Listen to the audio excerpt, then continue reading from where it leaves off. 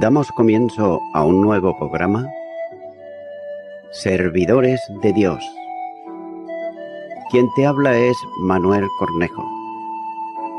Estaré compartiendo la palabra de Dios y lo haré de una manera expositiva, versículo a versículo. Y en esta ocasión será en la primera carta a los Corintios, capítulo 15 y versículo 43, donde dice: se siembra en deshonra, resucitará en gloria. Se siembra en debilidad, resucitará en poder. Comienza diciendo este versículo: se siembra en deshonra. Nuevamente se puede apreciar la comparación con la siembra, de modo que el cuerpo es puesto en la tierra en deshonra, es decir, deshonor, bajeza. Y Pablo está llamando a este cuerpo actual, físico, el cuerpo de la humillación nuestra. Filipenses capítulo 3 y versículo 21. Ya que la deshonra es una referencia a lo que es propio del cuerpo humano, que se deteriora y también muere. Colosenses capítulo 3 y versículo 4 dice: cuando Cristo, vuestra vida, se manifieste, entonces vosotros también seréis manifestados con Él en gloria. Son las condiciones y las miserias de la vida terrestre que preparan la corrupción del cuerpo, ya que este cuerpo se está deteriorando en el proceso de la edad, unido también a los achaques y enfermedades que conducen a esta situación. Continúa diciendo este versículo: resucitará en gloria. El cuerpo de resurrección es glorioso. No le afectan las circunstancias que corrompen el cuerpo actual. Las debilidades físicas del cuerpo mortal dejan paso a uno libre de todas ellas, a la semejanza del cuerpo del Señor resucitado. La enseñanza del apóstol es bien clara cuando dice: cuando Cristo vuestra vida se manifieste, entonces vosotros también seréis manifestados con Él en gloria. Colosenses capítulo 3 y versículo 4. La gloria es la forma natural, escatológica de la vida eterna. Y generalmente la palabra gloria se aplica a lo resplandeciente, ya que el cuerpo muerto podrá ser amortajado, pero es solo un cadáver. En cambio, el de la resurrección será glorioso, semejante a la resurrección de Cristo. El creyente resucitará con un cuerpo adecuado para la vida perpetua, en cielos nuevos y tierra nueva, en una dimensión absolutamente distinta a la actual. Sigue diciendo este versículo: se siembra en debilidad. Aquí está indicando otro contraste entre el cuerpo actual y el de la resurrección. Note cómo a la tumba se entrega un cuerpo que es débil, y Pablo dice que se siembra en debilidad. El cuerpo de cada uno es débil, porque tiene fuerzas muy limitadas, y además el tiempo va mermando su poder. Así se aprecia en el ejemplo de David, hombre fuerte, experimentado en el combate, pero cuando era ya un hombre mayor estuvo a punto de perecer en un conflicto con los filisteos, y el testimonio bíblico es bien elocuente cuando dice: David se hallaba extenuado. Segundo libro de Samuel, capítulo 21 y versículo 15. Y nótese que todos tenemos esta experiencia, ya que los años van debilitando nuestras fuerzas y el cansancio también se apodera fácilmente de cada uno. Finalmente, la debilidad es incapaz ya de sostener la vida, y es por eso que el apóstol dice: se siembra en debilidad. Sigue diciendo este versículo: resucitará en poder. La resurrección produce un cambio definitivo, cuando dice que se resucitará en poder. Y a este cuerpo no le afecta la debilidad del actual, ya que estará dotado de energía y facultades que ahora no se pueden ni concebir tan siquiera. Dotado de la energía propia de un cuerpo espiritual, adaptado para vivir en una nueva dimensión, en donde, sin la presencia del pecado, no habrá enfermedad ni tampoco muerte.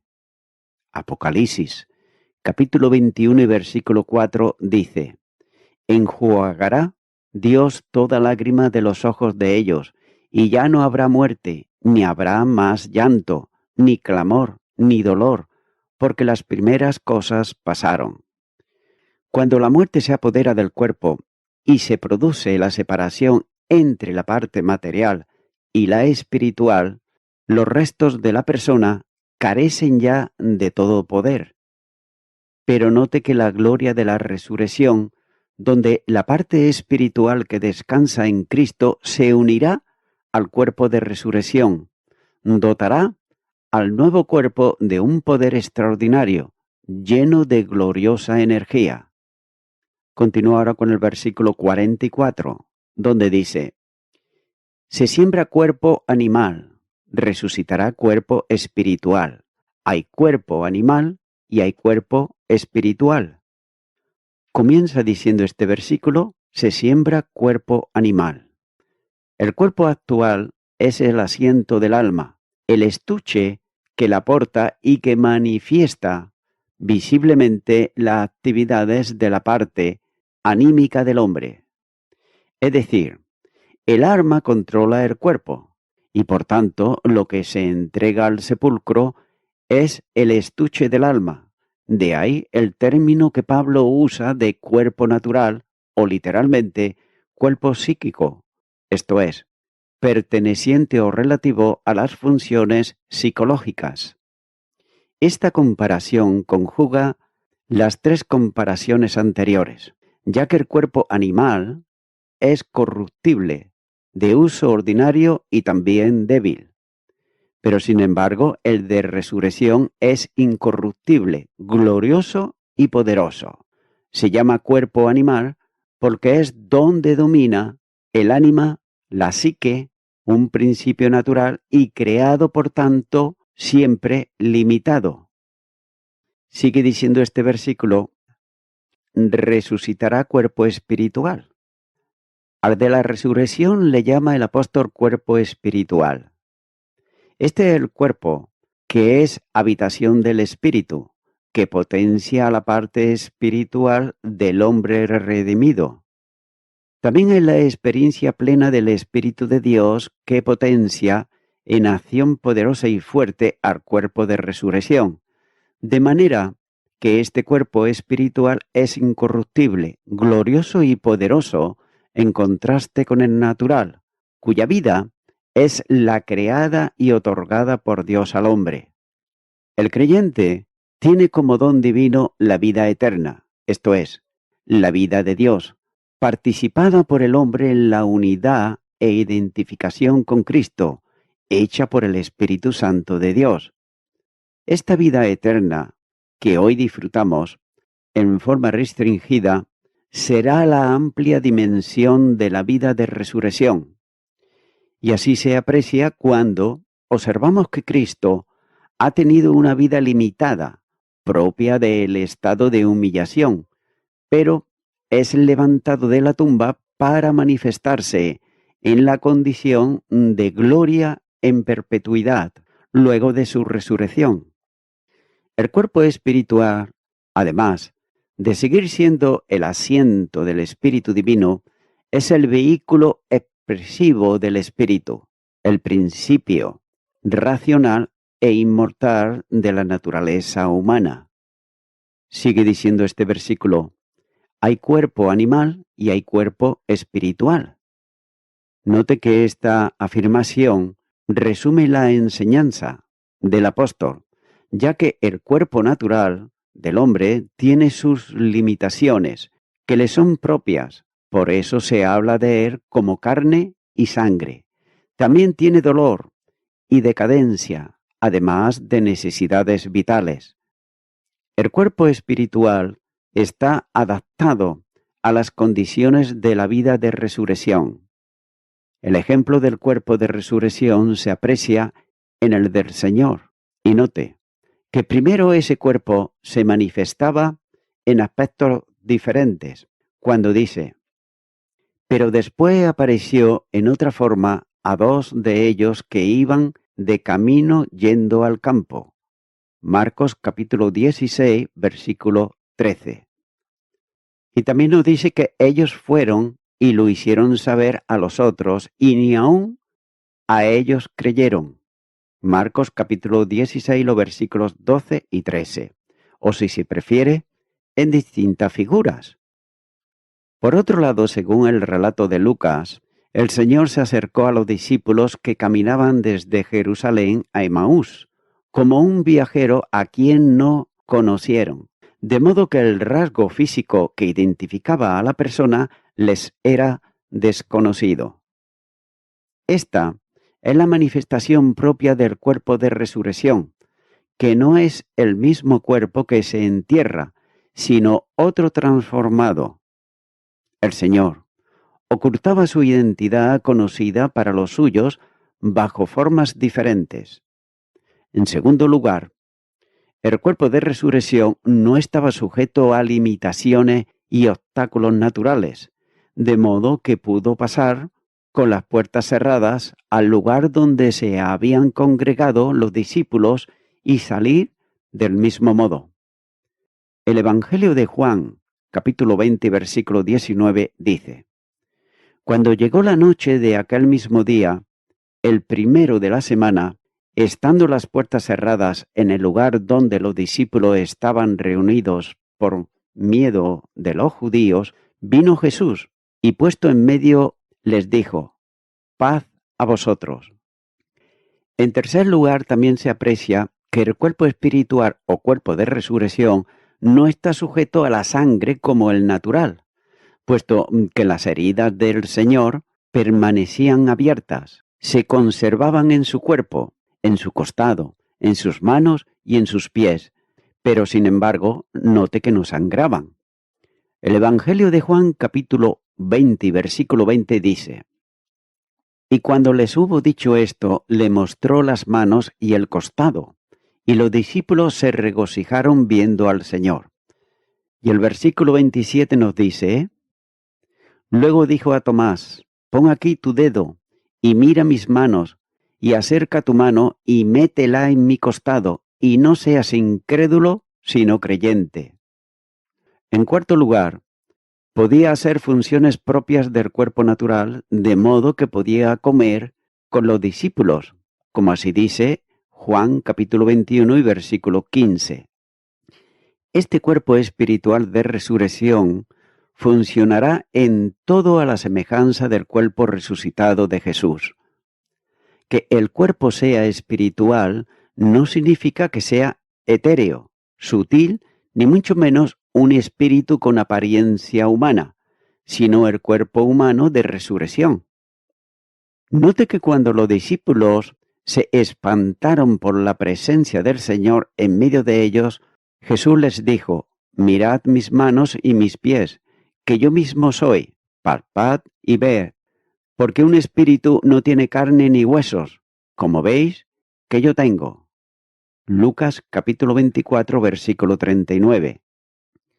Algunos de aquellos podrían suponer aún que estaban en presencia de un espíritu materializado, pero no sólo manda que vean sus manos y sus pies, sino que también palpen. Con ello se diluye toda duda, ya que un espíritu no puede ni verse ni palparse.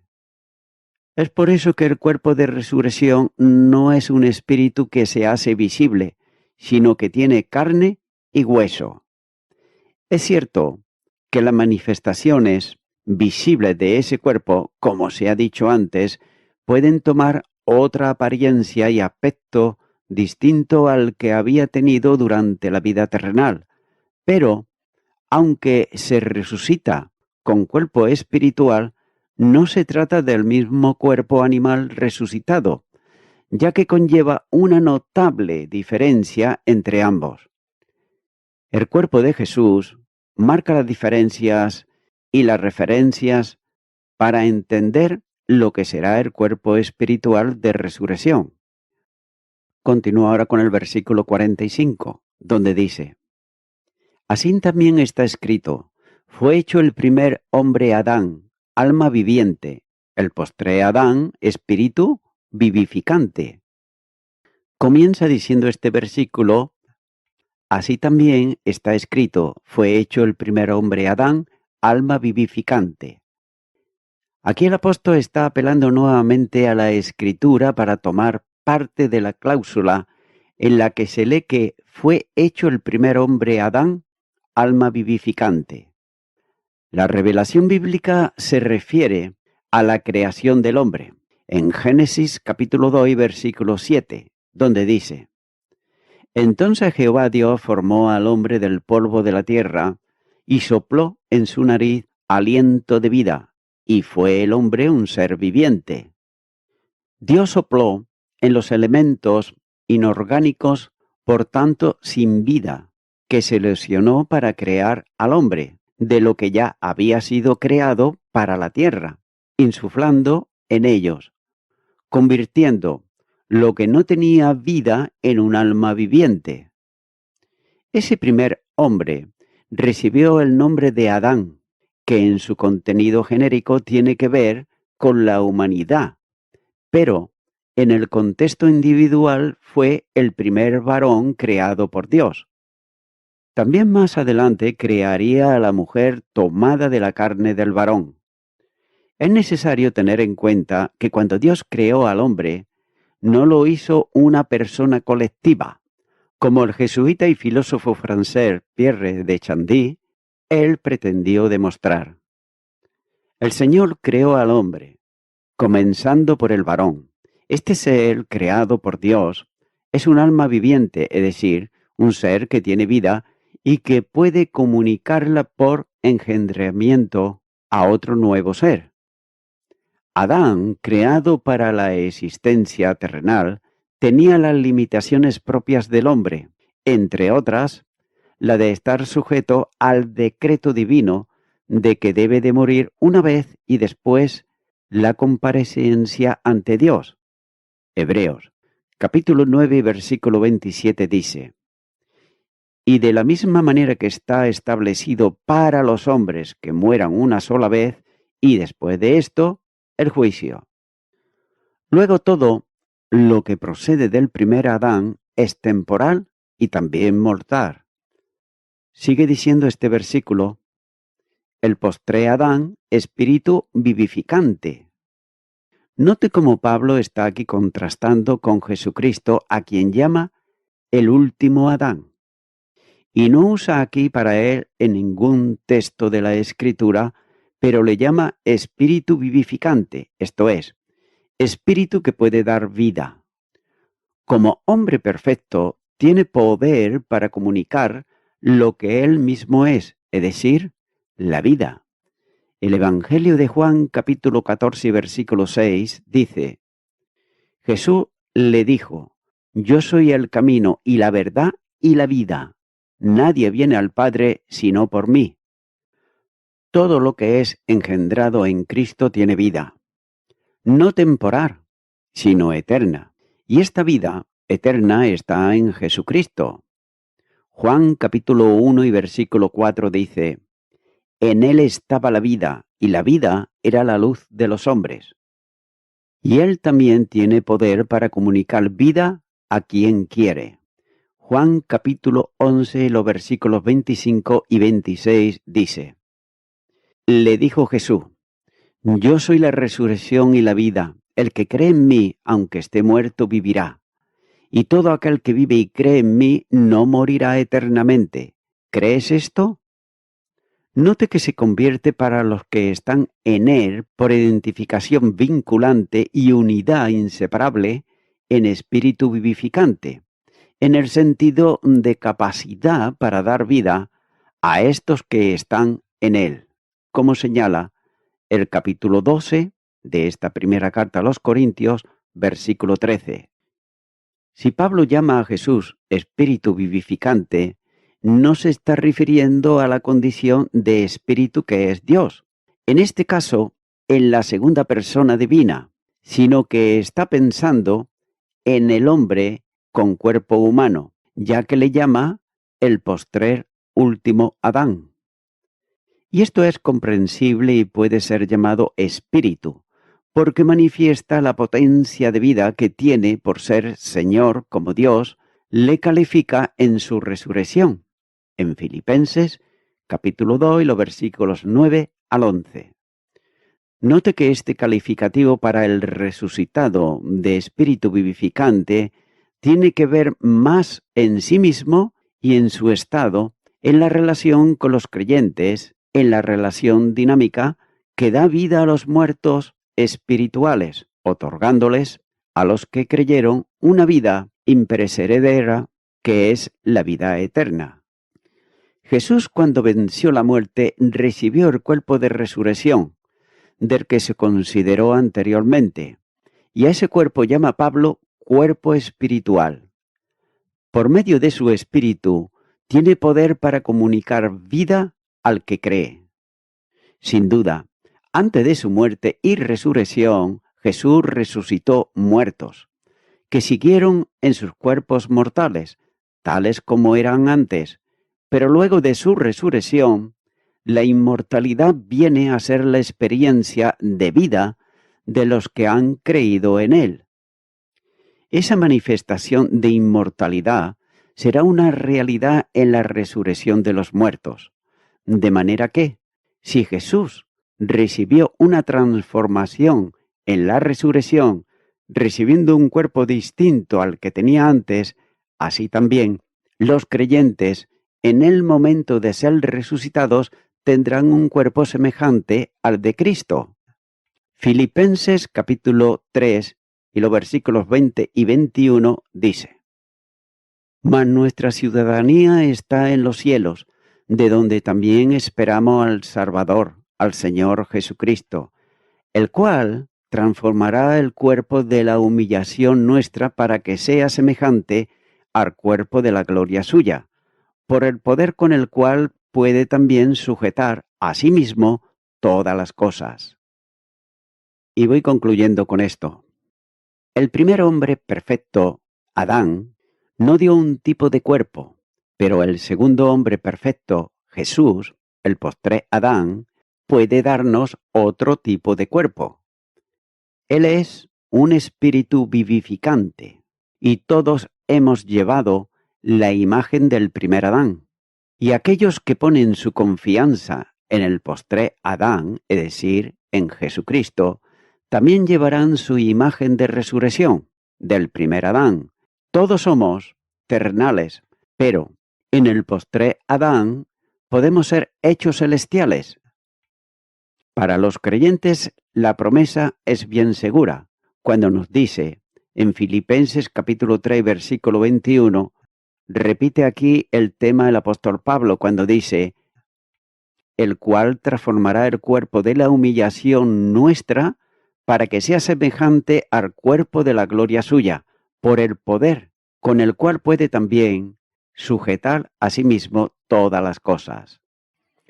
Amigo y amiga oyente, si aún el espíritu vivificante de Jesucristo no está en tu vida, es decir, si aún no has recibido a Jesucristo en tu corazón, si aún no has tomado la decisión de seguirle a Él y aceptarle como tu único y suficiente Salvador, pues ahora tienes la oportunidad, a través de una oración, de poderlo hacer.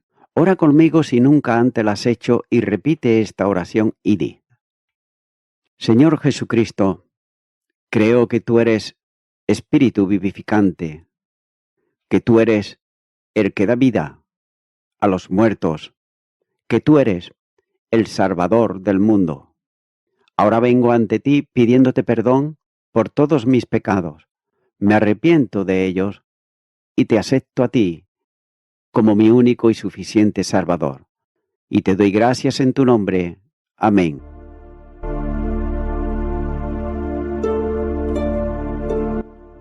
Amigo y amiga oyente, si tú has hecho esta oración de corazón, te recomiendo que comiences a orar a Dios, en primer lugar, en el nombre del Señor Jesucristo. Orar a Dios no es rezar, sino que es hablar con una persona. También te recomiendo que leas la palabra de Dios y lo hagas a diario. Comienza, por ejemplo, con el Nuevo Testamento. Y también, por último, te recomiendo que para que puedas crecer espiritualmente, te congregues en una iglesia cristiano-evangélica, donde se predique, se enseñe y se practique la sana doctrina y la palabra de Dios. Congrégate ahí y con el tiempo podrás crecer espiritualmente y también servir al Señor Jesucristo. Que Dios te bendiga. Y a toda la audiencia, nuevamente ya me estoy despidiendo de todos ustedes y será hasta el próximo programa. Que Dios os bendiga a todos.